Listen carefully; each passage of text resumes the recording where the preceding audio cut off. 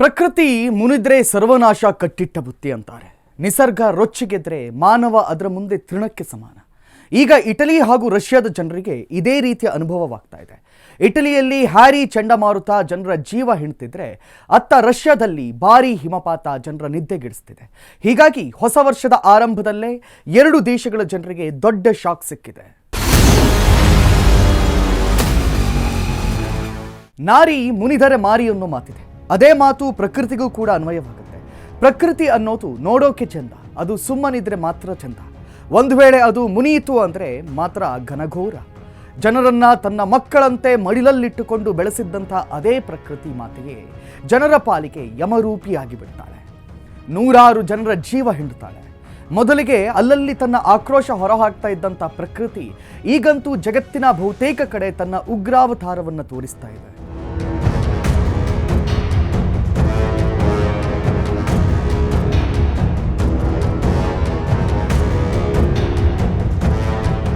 ವರ್ಷಗಳು ಕಳೆದಂತೆ ನೈಸರ್ಗಿಕ ವಿಕೋಪಗಳು ಜಾಸ್ತಿ ಆಗ್ತಾ ಇವೆ. ಮೊದಲಿಗೆ ಜಗತ್ತಿನ ಕೆಲವು ಭಾಗದಲ್ಲಿ ಪ್ರಾಕೃತಿಕ ವಿಕೋಪಗಳು ಹೆಚ್ಚಾಗಿ ಸಂಭವಿಸ್ತಾ ಇದ್ವು.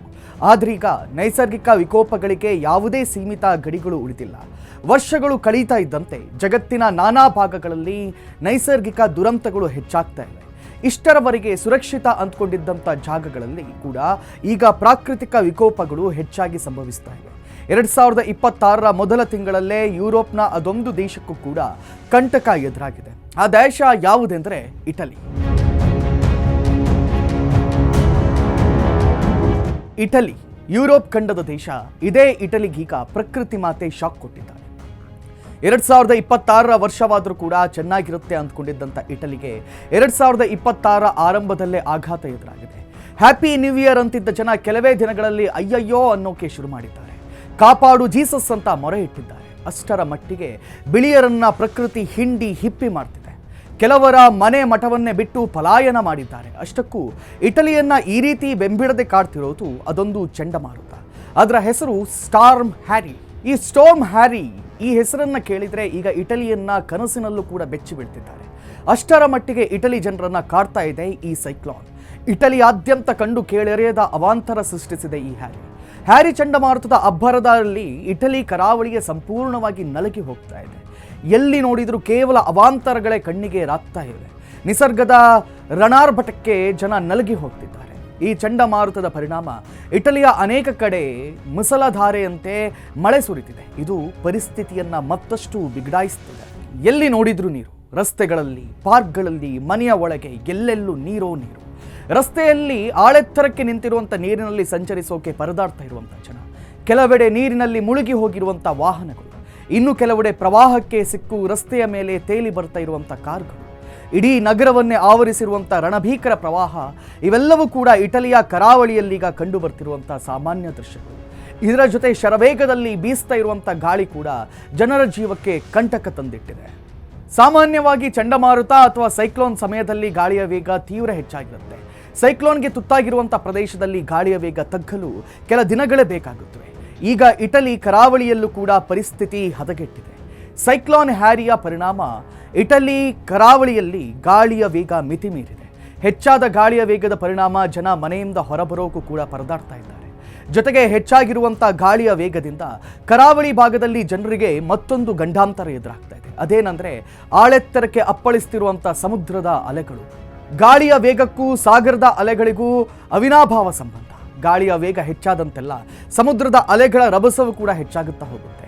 ಈಗ ಹ್ಯಾರಿ ಸೈಕ್ಲೋನ್ ಪರಿಣಾಮ ಇಟಲಿ ಕರಾವಳಿಯಲ್ಲಿ ಸಮುದ್ರ ರಾಜ ರೌದ್ರಾವತಾರವನ್ನು ತಾಳಿದ್ದಾನೆ. ಸಮುದ್ರದ ಅಲೆಗಳ ಆರ್ಭಟ ವಿಪರೀತ ಜಾಸ್ತಿಯಾಗಿದೆ. ಇಟಲಿ ಕರಾವಳಿಯ ಬಹುತೇಕ ಕಡೆ ಒಂದು ರೀತಿಯ ಸುನಾಮಿಯ ಪರಿಸ್ಥಿತಿ ಸೃಷ್ಟಿಯಾಗಿದೆ. ಆಳೆತ್ತರದ ಅಲೆಗಳು ಜನವಸತಿ ಪ್ರದೇಶಕ್ಕೆ ಅಪ್ಪಳಿಸ್ತಾ ಇವೆ. ಪರಿಣಾಮ ಅನೇಕ ಜನವಸತಿ ಕಟ್ಟಡಗಳು ಹಾನಿಗೀಡಾಗಿವೆ. ಇನ್ನು ಸಮುದ್ರ ರಾಜ ರೌದ್ರಾವತಾರಕ್ಕೆ ಬೆಚ್ಚಿ ಬಿದ್ದಂಥ ಅನೇಕ ಜನ ಸಮುದ್ರ ತೀರದ ಮನೆ ಮಠಗಳನ್ನು ಬಿಟ್ಟು ಕಾಲಿಗೆ ಬುದ್ಧಿ ಹೇಳಿದ್ದಾರೆ.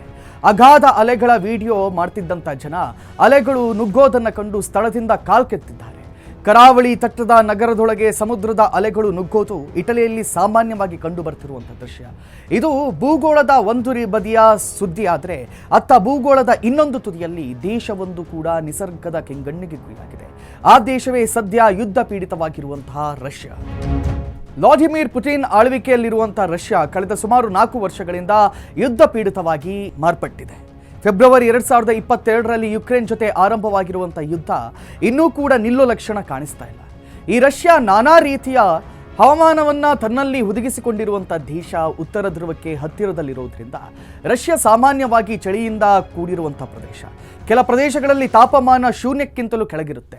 ಹಾಗಾಗಿ ಸಾಮಾನ್ಯ ಹಿಮಪಾತ ಅನ್ನೋದು ರಷ್ಯಾದಲ್ಲಿ ಮಾಮೂಲು. ಆದರೆ ರಷ್ಯಾದ ಅದೊಂದು ಪ್ರದೇಶದಲ್ಲಿ ಪ್ರಕೃತಿ ಅಬ್ಬರಿಸಿ ಬೊಬ್ಬಿರ್ತಿದೆ.